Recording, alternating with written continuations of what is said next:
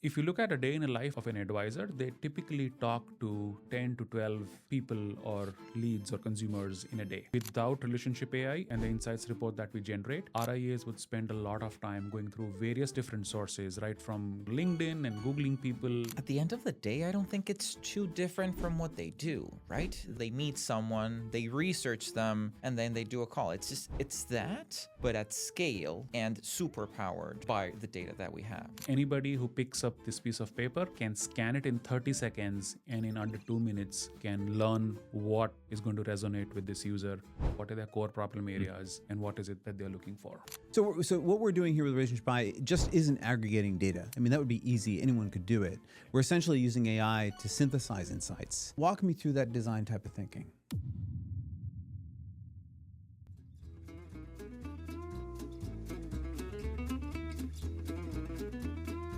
All right, so everyone, welcome to Perfectly Aligned, a podcast by Datalign Advisory.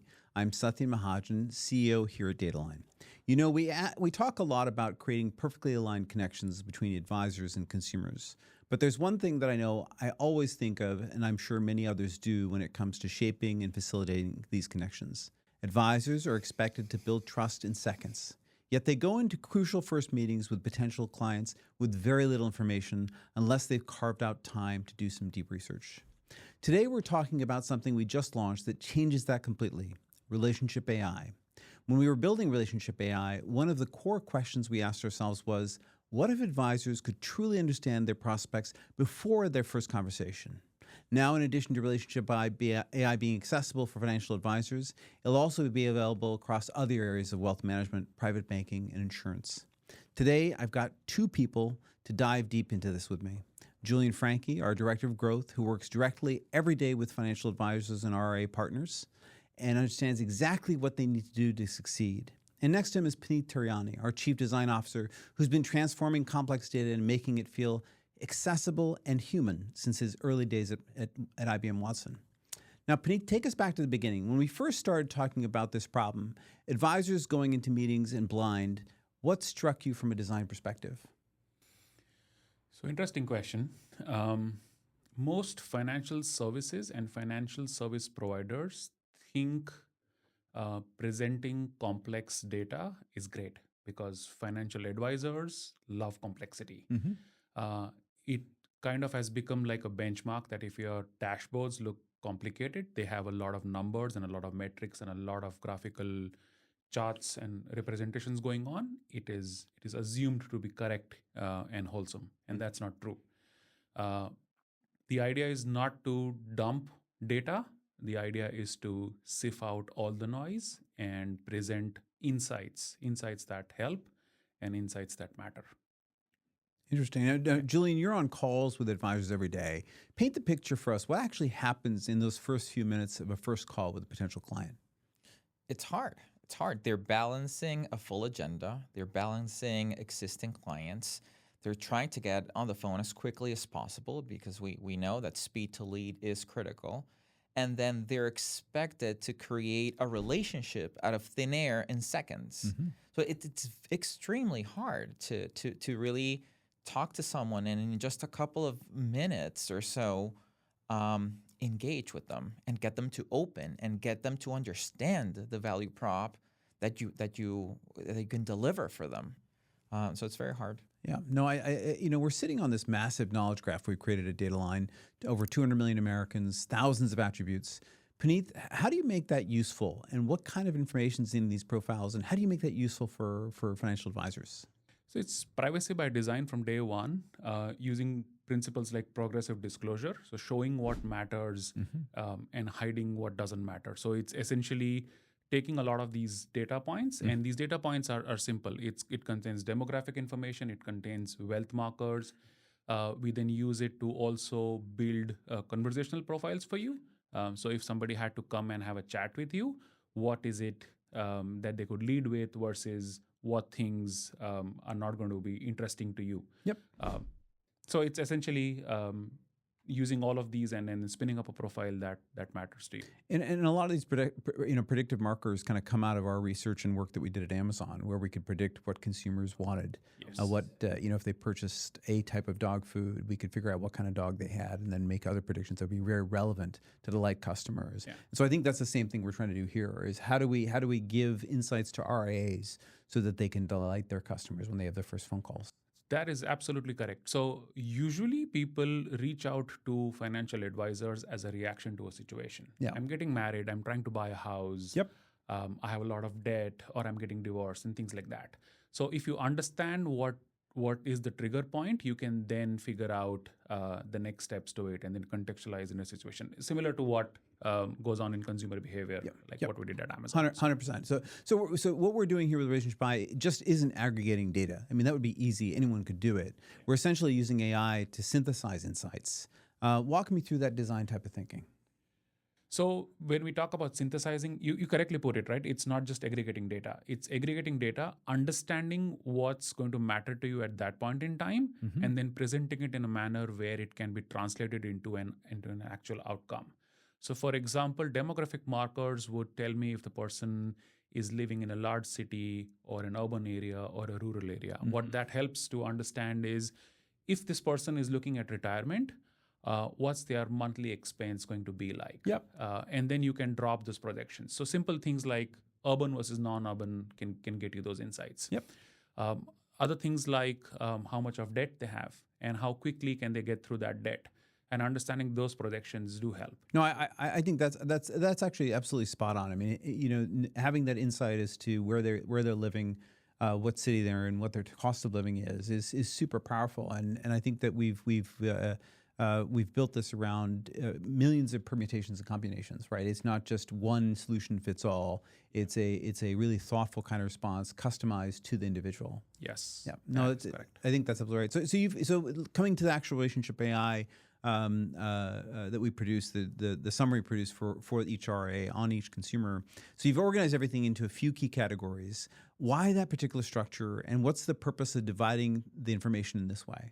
So very good question. So if you look at a day in the life of an advisor, they typically talk to 10 to 12 people or leads or consumers in a day. Now, how much time would they have to prepare for each of these meetings? We wanted to shorten that time span. So the structure and the content has been chosen on purpose. So the structure has only 4 major components: demographic information, wealth markers, conversational insights, and lifestyle markers. What that helps to do is anybody who picks up this piece of paper can scan it in 30 seconds and in under 2 minutes can learn what is going to resonate with this user, what are their core problem areas, and what is it that they're looking for. So, Julian, you've been rolling this out to select partners as we're currently in alpha. What's the feedback been so far? At the end of the day, I don't think it's too different from what they do, right? They meet someone, they research them, and then they do a call. It's that, but at scale and super powered by the data that we have, right? So it really fits into how they operate, and that's really powerful because it's not adding to their current workflow. It's really kind of like embedded into how they fitting operate, in their natural right? flow. Yep. And so I think that's really powerful. But it really comes down to how you, as a person that is trying to connect with another, use that information to build a good connection. And that's what they see as valuable. And it's really in line with what we do in our day-to-day. Sometimes we just don't have the time to do it. And this solves for that problem. Now, Puneet, you also speak with advisors and RIAs. What kind of feedback have you been hearing? I mean, obviously, you're kind of looking for very different feedback, how you can change, improve the product. But I'm curious what you're hearing.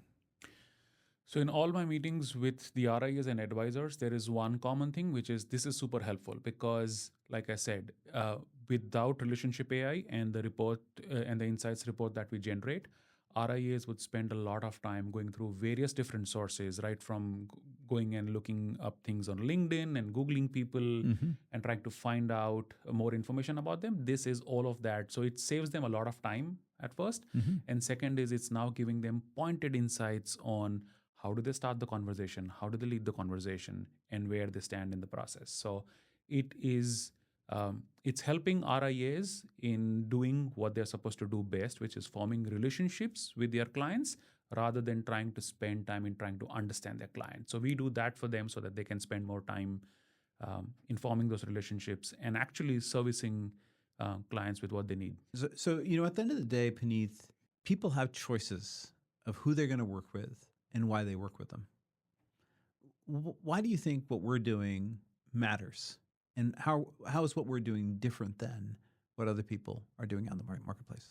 People have a lot of options. Like consumers have a lot of options. You decide to go with a bank or with a particular brokerage, and that depends on the relationship that you have with them, right? And it's something that you need to curate. Now, the best way to curate a relationship is to start with a common sense of with a common ground. And how do you get a common understanding? A common understanding. Yeah. And how do you get that when you don't know anything about this person right. that you found on the internet? Yep. That's where relationship AI comes into the picture and helps you build that common ground that, hey. I think that's a super powerful point, Puneet. I think at the end of the day, it's all about interactions, relationships, and making a connection, right? And I think that relationship AI lets people make that connection. Yeah. And I think that, it's a little bit, it's a little, I don't want to say forced, but it's a little bit untraditional, right? But it's no difficult than when we go out and research someone on the internet, right? Saying, so you know things about them, and it allows us to then kind of say, oh, this person likes tennis, I like tennis, or this person likes IndyCar racing, I also like IndyCar racing, and it allows you to kind of bring that into the conversation, which can help you build a camaraderie and friendship. Yes, you start with a common point. And even trust. I think these are all trust builders at the end of the day. Yeah. And to your point, the tool gives you the insights that you need for you to build on top of it. That's right. It's not giving you a script to read off. No. It's giving you an edge, and that's the way our partners approach it, because it's not meant to give you a deck that you read from. No, I think Julian, I think that's a really powerful point. I think that the biggest feedback that I hear from RIAs these days is that they don't have time. They just don't have time, and they want to focus on being present for their customers and being available to hear their needs and help them plan for their futures. And so the nice thing here is we have a predictive system. It tells, we can predict what's going to happen. And it's not like relationship AI, you get it and you're done. We constantly update it. So if we sense that, Mrs. Jones in Florida is going to be having a different life event, we push that into the system so the advisor can see it. Yeah. And so I think that's very powerful. And many often what we're seeing is we are able to predict things before the advisor even learns about it. And that I think on an ongoing basis is going to be powerful for advisors and consumers alike. When we can just do it like when we do at Amazon, we say, hey, person purchased this, they're very likely to need this right in the future because of their purchase history. We can do the same thing here, where we can say, hey, these people just got married. We know they're probably going to have a kid sometime in the future. Let's help them plan for it. And that for us, I think, is a very powerful thing, right? I think it's part of what we got in this business to help people, right? Can we really help people and be predictive of their needs and their wants? And help them get into their wealth and their financial journeys in a healthy way. Also, one other thing that I want to highlight is you mentioned that RIAs are really busy and they don't have too much time. They don't. Yeah. So when you're meeting your consumer for 30 minutes or for 45 minutes, where do you start? That's where relationship AI comes in. So if we were to even tell you simple things like this person's financial literacy is really high, or this person's financial literacy is really low, you can make optimum use of those 30 minutes. Otherwise, you don't want to spend that time going through simple basic financial concepts where the other person is already aware of it, or the other way around. So it really helps you get off at the right foot with the right level of knowledge. I think you're absolutely right. I mean, even to the level where you can say, if someone has a food blog, you can bond over your mutual love of Cinnabons. Yeah. So it's like, I think that's the power of the tool. It provides those deep level of insights. But it's interesting. So both you guys have made similar points about fitting in natural flows, productivity and whatnot. And so there's an interesting thing that happened is earlier this year, I think in February of this year, there was a McKinsey study on productivity and an advisor shortfall. meaning we're not going to have enough advisors by 2030. And I think we're short by like almost 100,000 advisors, which is actually quite a huge number. And so I guess the thing that's very interesting is this tool seems like it's very powerful in that regard, in that, when you're spending 5 to 10 hours per week researching a client, an individual, right, to really understand them, this is now really a shortcut. So you get those insights at your fingertips, and we're searching the web, scouring kind of details, minutia about people that from the different crevices and rocks that are on the web, and pulling that into a single report. It does save a lot of time, and I think that for firms that are seeing now that their advisors are retiring, and it does take time to spool up new advisors. This we've heard from many people. This has been really a godsend. Because it helps them improve productivity of the existing advisors they do have. Julian, what are you hearing from our partners about this? Does Relationship AI factor into how they're preparing for this kind of longer term advisor shortfall? Definitely. I think the topic of the day every day is, how do we increase productivity? Everything that you add to your current workflow should be giving you a lift in productivity somehow. And I think this is exactly that. And when it comes to new advisors coming on board, it helps them identify the things that move the conversation in one direction or the other. That usually takes a lot of time in the industry to really understand. And so those insights give you the headliners. Those insights give you the way of navigating the conversation. And that's very powerful because you need more people, more younger people, getting rolling faster. So Julian, now let's fast forward a bit. Right now, it's end of the year. We're in December 2025. Where does Relationship AI go from here? And I think you guys are both going to have very different perspectives. Obviously, we've mentioned that it'll soon be available for private banking, insurance, and across other areas of wealth management. But what does the future look like for this product? And I think it's Julian, I'm expecting a very practical kind of thoughts from you. And Puneet, you kind of live in the world of practicality, but also in the future. So I'm curious what you guys both think about it. So today it works with incoming consumers, right? Incoming leads. It will definitely expand to your existing book. And that will really change the conversation because you have a head start when you chat to your clients. And that is very powerful. It's a fantastic place to be, to know what moves the needle for them, what really makes them tick before they tell you. And I think this opens the door to that. You're speaking about, and this is going to be launched actually in a few weeks, this is the enrichment that we do on existing, advisor's existing book. And so, it's a super powerful product. And we've been hearing that feedback from a lot of our customers saying it. So I think it's impressive how the team has kind of very rapidly built these innovations. So, Puneet, what do you think? So there's a common theme across all the products that we build at Datalign, which is we go and meet the customer where they are. So having said that, what it means for Relationship AI is the first thing coming on the block is CRM integration. A lot of advisors hold their CRM as sacrosanct. We don't want to change that paradigm, so we're going to meet them in their CRM. So that's the first thing coming in. Now, this might be a super tactical answer, but then the other things that I see in the future for Relationship AI is, one is, of course, increase in scope in the number of data points that we provide. So it becomes a lot more helpful and effective. The second thing coming in is making this whole report robust. What I mean by that is we're going to add a layer of personalization. So not every advisor has the same specialty. So depending on your advisor and advisory specialities, we can tailor the report. So it becomes a lot more effective and leads to a meaningful outcome. And then lastly is we're going to then expand to incoming traffic, like Julian was mentioning. So, it's interesting. So we talk a lot about perfectly aligned finance and perfectly aligned connections. For both of you, how does Relationship AI capture that? I think it's a tool that really, it gives you great insight into what matters to your clients, what they're looking for, what they're going through. And if you start the conversation with that in mind, if that's the base information that you have, it's harder to miss, right? It's very hard to deviate your conversation from what will really resonate. And I think that is a tool that is very powerful because we need every help that we can get in order to make those conversations convert, right? It's really about if it's the ideal client, that conversation is what makes them jump on board.